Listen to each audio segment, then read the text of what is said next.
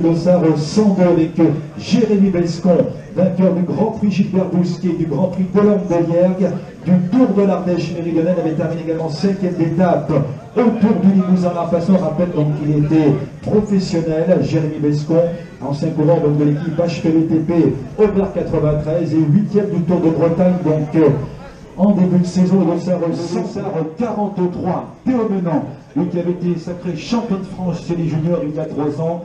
Il a remporté Emilien Janière, champion des Pays de la Loire. Il a remporté le Grand Prix de Chantonnay. La Flèche de l'Aucmune, il avait remporté une étape sur les routes de l'International Valrométo. Il avait été vice-champion d'Europe chez les juniors, le champion de France chez les juniors. Du contre-la-montre, il avait remporté l'an passé la Ronde Nancéienne, étape au Tour de l'Or-Atlantique.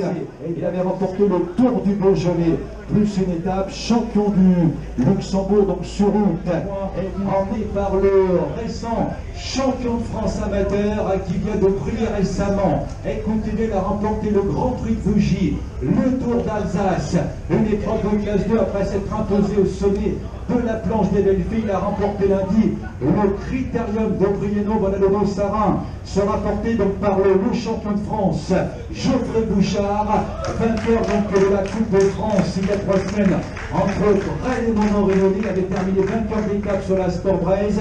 Il avait remporté également le Tour du Charolais, le Tour du Beaujolais. Voilà donc Geoffrey Bouchard, l'actuel meilleur amateur coureur français, je crois qu'on peut le dire, même si Fabien Schmitt vient de remporter également 2 étapes donc sur l'Estival bretonne.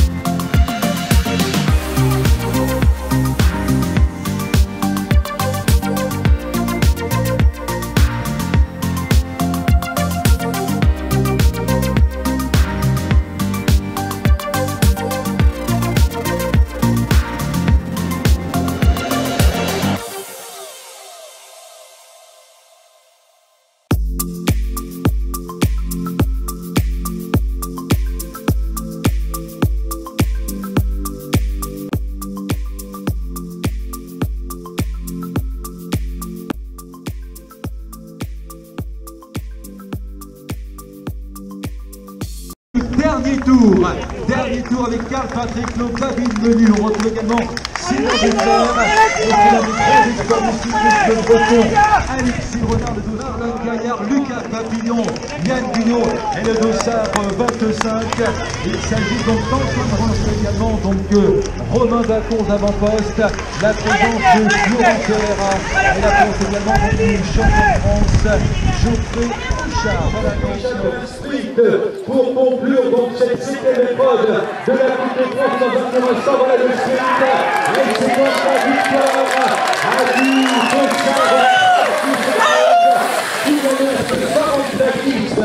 qui s'impose. Karl Patrick Loh la deuxième place. Voilà donc le reste du courant de Sojason a été représenté donc par 3 coureurs à l'avant de la course.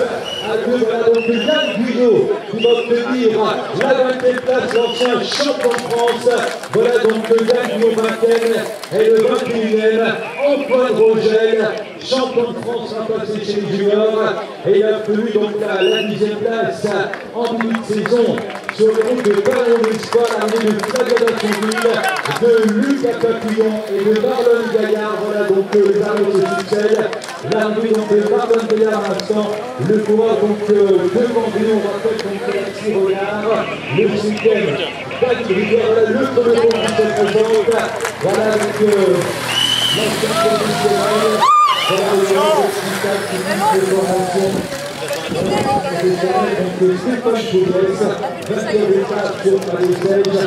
Alors, vos impressions donc sur l'épreuve du jour, Stylianos, c'était dur au début avec Le Mans.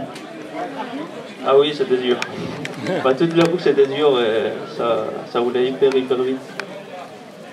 Et avec l'équipe, on a bien travaillé, on a fait un plein à la fin et c'est bien marché.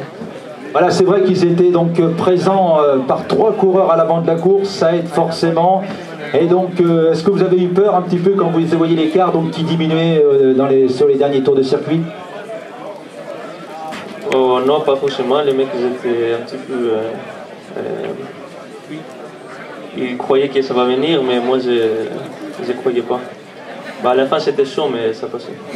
Voilà, donc maintenant, vous allez essayer de tout donner donc, pour la finale qui aura lieu donc, dans quelques semaines du côté donc, des boucles de l'Artois. Vous croyez encore à la victoire? Vous pensez que c'est possible de détrôner les coureurs de Roanne de la première place? Ça sera difficile. Je ne sais pas si on approche à eux. Je ne connais pas les classements, je n'ai pas vu les points. Oui, ça fait beaucoup, mais je ne sais pas si ça peut le faire. Voilà donc en tout cas les premières impressions donc, du vainqueur de l'épreuve, Stylianos Farantakis. Voilà donc le coureur de Sojason Espoir. On va accueillir ensuite le deuxième, le coureur estonien Karl Patrick Loh, le coureur du Team Proimo Nicolas Roux. Voilà donc Karl Patrick Loh, deuxième de l'épreuve. Voilà donc ce coureur qui fut champion d'Estonie. Voilà donc il vient de participer au championnat d'Europe. Il a remporté cette saison le Tour de Loire-Atlantique, le circuit des 4 cantons. Voilà Karl Patrick Loh, coureur estonien qui vient de prendre la deuxième place. Ah, vous êtes un petit peu déçu, Karl Patrick? Non, merci. Voilà, donc il ne veut pas s'exprimer, il y a un petit souci apparemment donc, dans l'emballage final, mais je crois qu'il mérite quand même vos ovations. Voilà le deuxième, Karl Patrick Loh, coureur estonien, donc du Team Proimo Nicolas Roux. Voilà France Espoir. Alors Simon, au sprint, vous n'avez pas pu battre Karl Patrick Loh et Stylianos Farantakis. Ouais, je suis un peu déçu parce que voilà, je suis un peu déçu pour l'équipe aussi de ne pas réussir à gagner aujourd'hui, parce que voilà, j'étais devant, ils avaient confiance en moi. Après voilà, j'ai fait encore une petite erreur, j'ai mal négocié mon sprint, mais bon voilà, je vais essayer de bien analyser les erreurs, bien débriefer avec le staff et essayer de ne pas refaire ces erreurs pour essayer d'en gagner une d'ici la fin de saison. Oui, c'est vrai, et donc 90 points encore d'avance donc sur Sojason. Maintenant il n'y a plus qu'à gérer la dernière manche. Ouais, comme on dit, on ne vend pas la peau de l'ours avant de l'avoir tué, donc on va encore essayer de rester concentré pour la dernière manche. On a une belle équipe, on a un gros collectif, tout le monde se tire vers le haut, donc on va tout faire pour encore marquer des points et on dirait qu'on a gagné si on met des points encore et en passant la ligne sur la dernière épreuve. Et pour vous personnellement, une participation peut-être au Tour de l'Avenir, non, c'est prévu? Oui, bah là j'étais en stage de préparation pour le Tour de l'Avenir et là du coup je vais bien récupérer et voilà, on ira en Bretagne pour le départ du Tour de l'Avenir avec l'équipe de France. Voilà l'un des grands espoirs donc du cyclisme rhône-alpin, ce coureur du club routier des 4 chemins de Roanne, vainqueur l'an passé au Trophée des champions, Simon Guglielmi, voilà donc qui va être fleuri par Angéline, donc notre Miss. Elle va recevoir également une coupe des mains de monsieur Serge Bernardo.